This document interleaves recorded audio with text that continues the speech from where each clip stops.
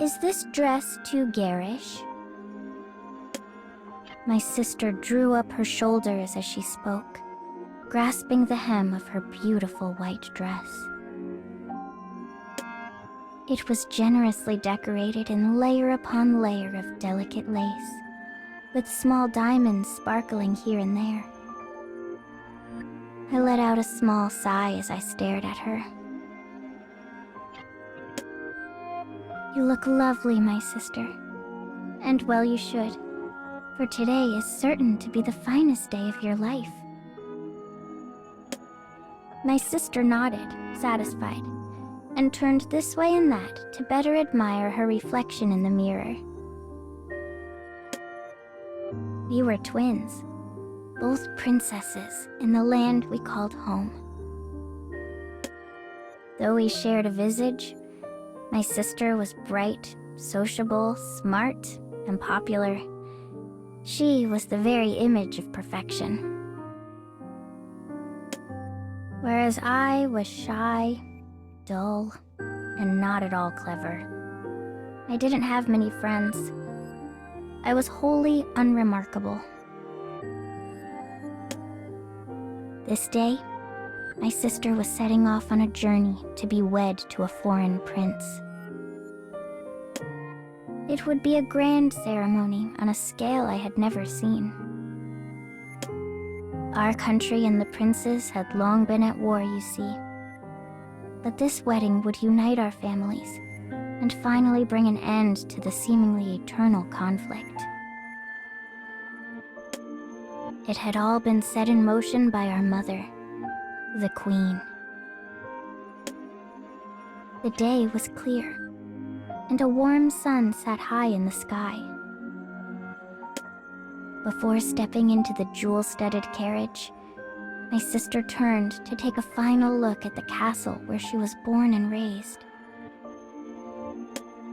I will birth a son and raise the next king, Mother, she said with pride. So wait and stay safe until then.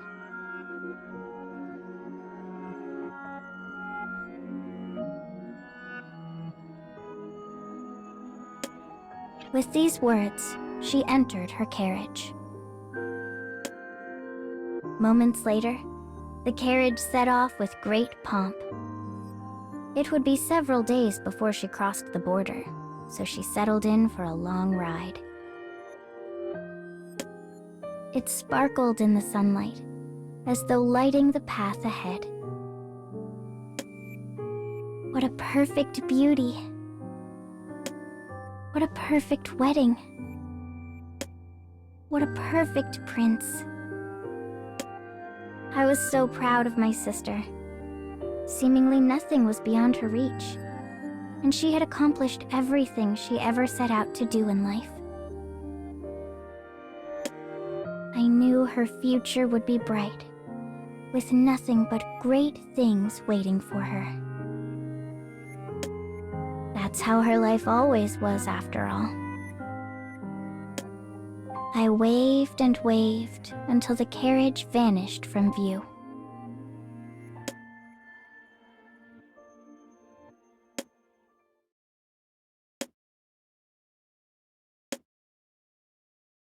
The girl slowly opens her eyes, then closes them. She had been dreaming again. In her dream, she was a princess. She is disappointed that sleep has fled. She wanted to see more. For even though she wasn't the lead princess in this particular dream, it was still much nicer than her usual nightmares. Defeated, she opens her eyes, gazes for a moment at the foul, grime-covered ceiling above, and rises from her shabby bed. Today, she will study hard, help however she can, and spend another day being a very good girl. Good morning, Mommy. Do you want to hear about my dream? She greets her mother cheerfully, as she does every day.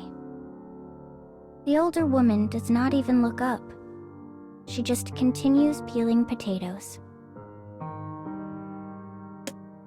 Dreams are nonsense, girl, and you've no time for such foolery. Now eat your breakfast and get to school. On the table is a bowl of thin gruel and a heel of bread. The girl sits on a rickety chair and pulls the food close. The bread is hard enough to shatter teeth. But it's all commoners like them can afford, so she's quite used to it. Last night's dream was special, Mommy. I was a princess. Her mother sets a potato down and turns to stare at her daughter. Her eyes seem to bore holes in her.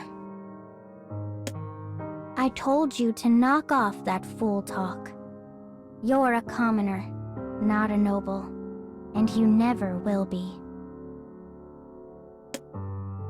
The girl is well aware of this. Even the youngest child knows of the country's strict class system. Here, the disparity between nobles and commoners is great indeed. The commoners have long been discontent with their lot in life, and the nobles worry increasingly about social unrest. But the girl had no wish to argue politics. She simply wanted to make conversation with her mother. Stung, she drops her eyes and quickly finishes her breakfast. I'm going now, Mommy. The girl hurriedly gets dressed, gathers her things, and leaves the house for school. Winter, a most rainy season. Though the rain has stopped, puddles still dot the road. She stands at one and looks at her face reflected in the water. She does not look like her mother. Nor does she look at all like her father. She senses she is not much loved by either. And she believes her face to be the reason. Suddenly angry, she stamps on the face in the puddle and rushes off to school. She is determined to study hard and win her parents' praise.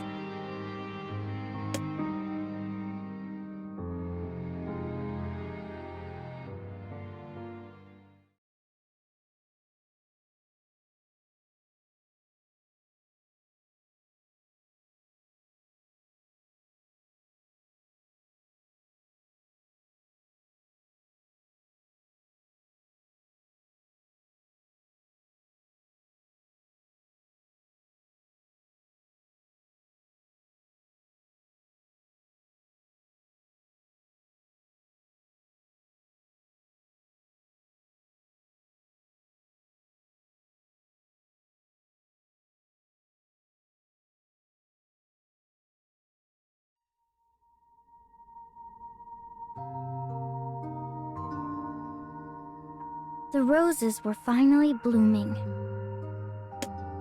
From my window, I saw the bright red flowers stretching out as far as the eye could see. The buds had been firmly shut for so long, but warm weather had finally come yesterday to loosen winter's icy hold. But as magnificent as the flower garden was, I had grown so very weary of looking at it. I had been staring at it since the day I arrived in this country. Since the day they locked me in this room. To pass the time, I started counting the roses. When I reached the 48th rose, I spotted the prince walking alongside his young and beautiful princess. I knew the princess well. She was my twin, after all. A group of nobles followed them, chattering merrily away. The castle, a fun and lively place for most inhabitants, hosted a tea party in the garden at this time every week. Delighted peals of laughter soon intermingled with the clinking of porcelain. I quietly slipped out of view and listened in. You have been beaming with happiness every day since the wedding, Your Highness. People all across the land speak of the princess's beauty. It was true. The marriage of a prince from the west and my sister from the east was on the lips of people in both countries. Of greatest concern was when she might bear him a child. That was the reason I am here. The reason I was summoned to this place soon after the wedding was complete. Because I am to birth the prince's child in place of my sister. Oh, I can hardly wait. Will it be a prince or princess? No matter what, I'm certain it will be adorable. I've heard His Majesty the King has already prepared several midwives for the happy day. It didn't take long for the prince and his court to realize his new bride was barren. So I was smuggled into the country in the dead of night. No one could be allowed to know of my existence. Of course, I would do anything for my sister. Anything. I just thought she might come see me at some point. The sun is beginning to set. You should not be out and about in the cold, Princess. Let us return to the castle at once. As the crimson glow of dusk began to fill the room, the lively voices grew distant. It seemed the party had ended. I moved from the window and began preparing myself for the prince's arrival. For though my sister had not seen fit to visit, he arrived every night like clockwork. And there, in that darkening room, I waited.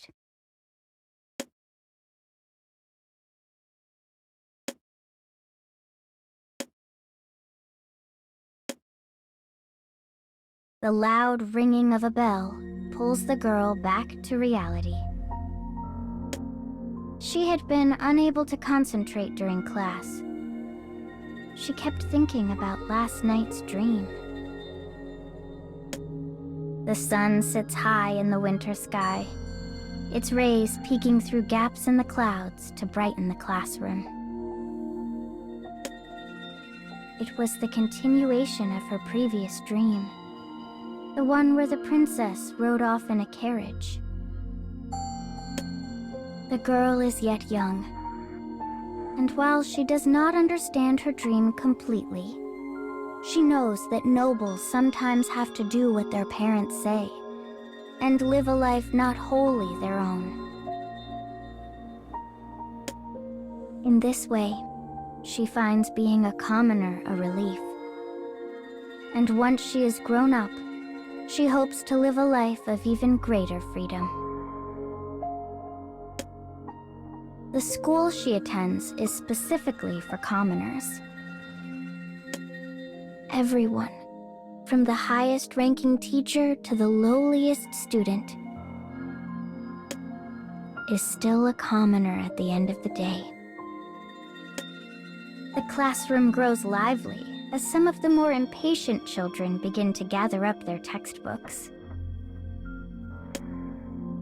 "That's all for today," says the teacher. "Oh, but before I forget, I have the results from last week's test." The teacher looks directly at the girl and smiles. "Your classmate here had top marks yet again. I hope you all learn from her and study hard." The girl happily hugs her textbook to her chest at the news. She runs the whole way home to tell her mother. Mommy, guess what? I got first on the test again." Her mother is standing in the living room with her back to her, holding a large mug in her hands. She slowly turns around at her daughter's voice. "If I study lots, do you think I could become a doctor or a lawyer?" Her mother finishes off the contents of the mug, which is clearly some sort of alcohol, and slams it down on the table. The scent of her breath fills the room like a cloud. "Are you mad, girl?" she says loudly. "We've not the money to let you study forever. Now clear your head of these fool dreams and get to the laundry." Dejected, the girl leaves to fetch the hamper. For a brief moment, a long-buried thought rises up in the girl's chest. What if she's not my mother? We look nothing alike after all. She shakes the thought away. No, I love her. Even if we aren't related by blood. But the poor girl's desire for love has no outlet, so it simply continues to swell painfully in her chest.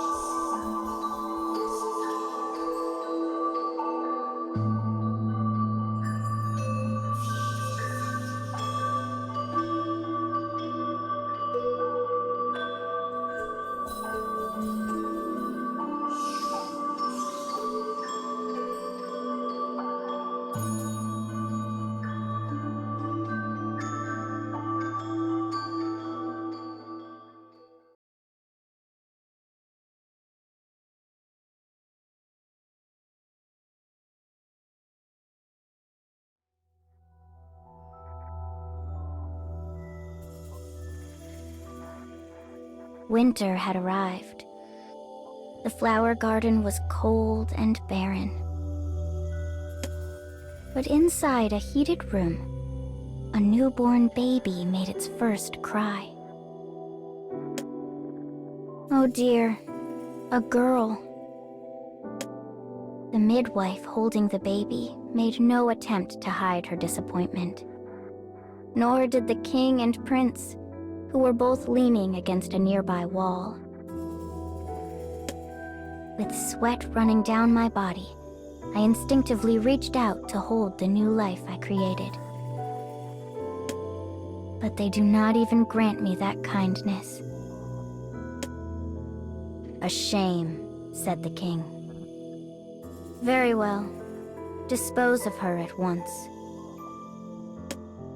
He and his son left the room without another word. But the princess, my twin sister, remained. "You there," she said to the midwife. "You are dismissed." The woman froze in place for a moment. Then she set the baby down, bowed, and scuttled out of the room, along with the rest of the women who attended the birth. The last time my sister and I were alone was a year ago, when I praised her exquisite wedding dress. But I lay still and quiet in my bed, unsure if I should view this as a heartfelt reunion or begin begging for mercy. This is your fault, you know, what I'm about to do. If you'd just given birth to a son, it wouldn't have come to this. With that, my sister produced a small knife from her pocket. Cradling my newborn daughter, I ran from the castle with only the clothes on my back. My mind was chaos. They were going to kill my daughter. My own sister was going to kill her. Why? Why? I had no answer to this question. But then again, I'd never been especially bright. I came to this wretched country for my sister's sake. I bore a child for my sister's sake. All for her sake. All for her sake, all for her sake, all for her sake. I had nowhere to go. A traveling merchant kindly allowed me to ride on his cart, and after a night of hard travel, I woke up in a small border town. In the harsh midwinter morning, a mixture of snow and sleet rained down without mercy or pause. Having pushed my body to its limits right after giving birth, I was stricken with a high fever and fuzzy thoughts. But my sweet daughter was warm and dry in a thick blanket, and as I held her to me, my troubles seemed to dissipate. She was asleep. She looked just like an angel. Hey, there's someone on the ground over here.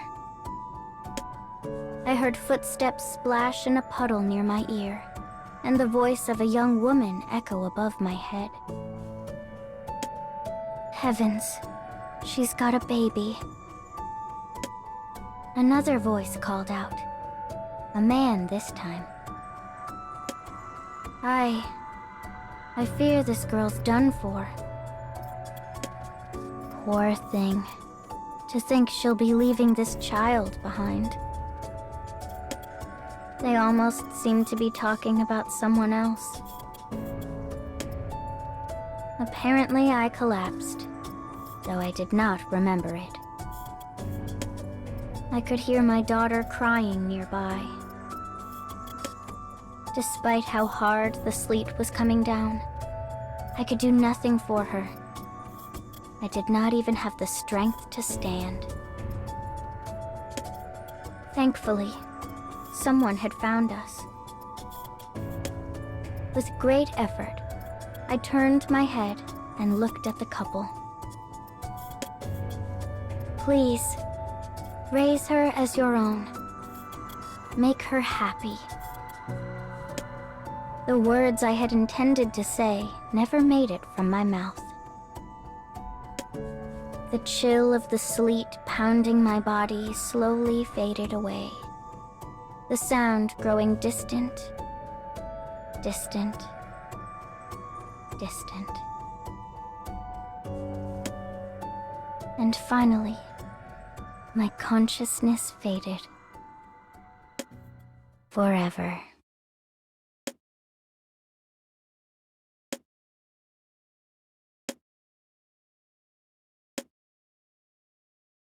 The girl briskly walks through a bone-chilling cold.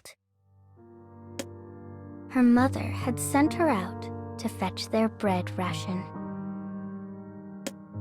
It's a rainy winter day, just like the one from her dream. She is wearing every layer she owns, but the sudden downpour cuts through her garments like a knife. As she listens to the never-ending torrent, she thinks back on the sight she dreamed of that morning. Now that I think about it,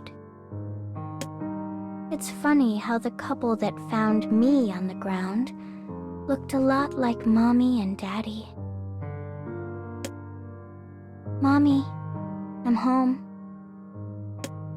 The girl, her pigtails dripping, produces 3 loaves of bread from the inside of her coat and grins happily. The bread is a bit damp, but dry compared to the girl. Her mother, who was warming herself at the hearth, takes the loaves with a bit of a guilty look. Thank you, girl. Now hurry up and get changed. You're dripping water all over the house. As the girl slowly peels off her clothes, she only thinks of one thing. I hope that made Mommy happy.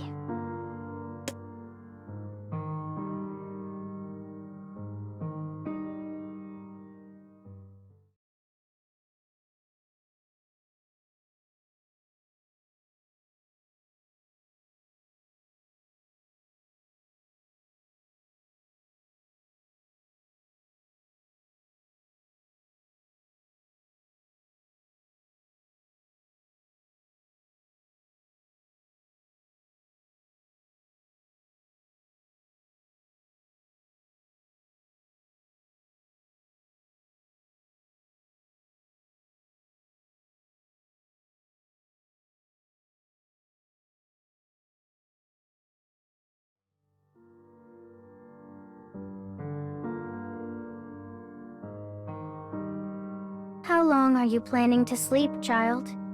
Get up already. The woman throws the bedroom door open. Her daughter, who usually wakes up on her own, has slept late into the morning today. She stomps over to her tiny bed. Come now, get up. I need you to fetch the bread again. The woman throws back the blanket on the bed to reveal the girl lying there languidly, her face red. Mommy, I think I'm sick, croaks the girl. I'm cold and hot all at once, and I can't move. Her mother places a hand on her forehead. She is burning up. The woman immediately recalls how she sent her out in the sleet the previous day to fetch their food. Then she emits a small sigh and pulls the blanket back in place. Well then, never mind the bread. You just rest. Thank you, Mommy. As the woman gets up and makes to leave, the girl calls out to her weakly. Well, says the woman. What is it? I want a Slurpee apple, replies the girl in a pitiful voice. Is that okay? The woman stares at the child in the blanket.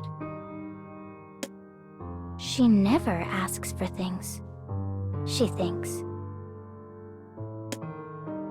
Without a word, the woman closes the door behind her.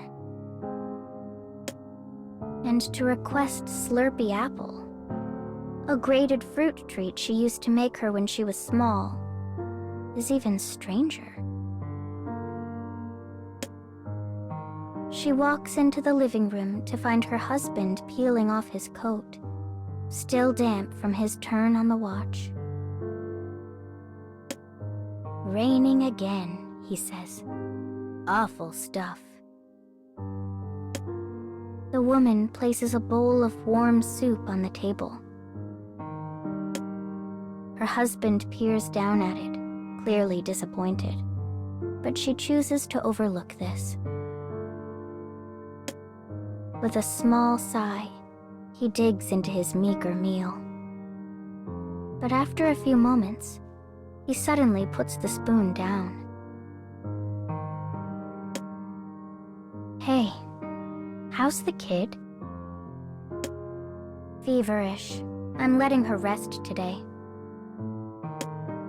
I swear that child is next to useless. The woman sits opposite her husband and plucks an apple off the table. She came home soaked after her errands yesterday. Probably what made her ill. She picks up a small knife and begins peeling the fruit. You sent her out in that? Says her husband. Hells, the other guards won't even leave the barracks when it's coming down, so... The woman stops peeling and glares at her husband.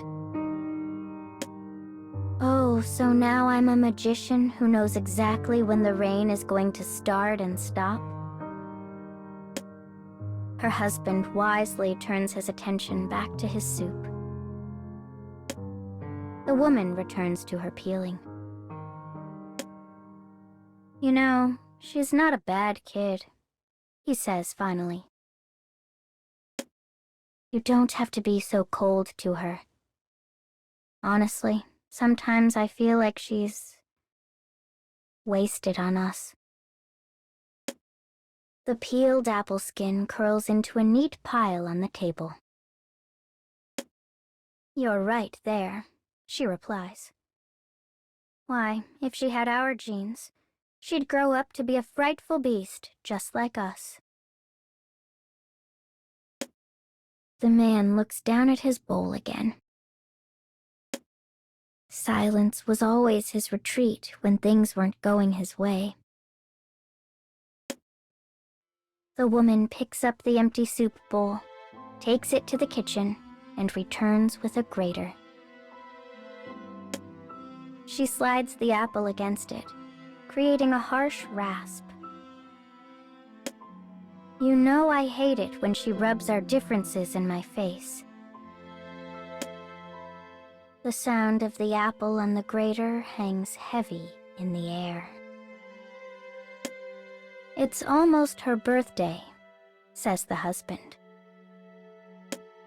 He stares out the window as he talks. The rain is coming down harder, turning into sleet. I mean, not like we know exactly when she was born. But we found her on a cold, rainy day, much like this one. The grating slows as the apple is worn down to nothing. She's starting to look like her mother, says the woman after a long pause. Won't be long until she realizes she don't look like us at all. Aye, that woman was a great beauty indeed. The woman glares at her husband again, but says nothing. Instead, she gets up and tosses the apple core into the sink. With the bowl of grated apple in hand, she returns to the girl's room.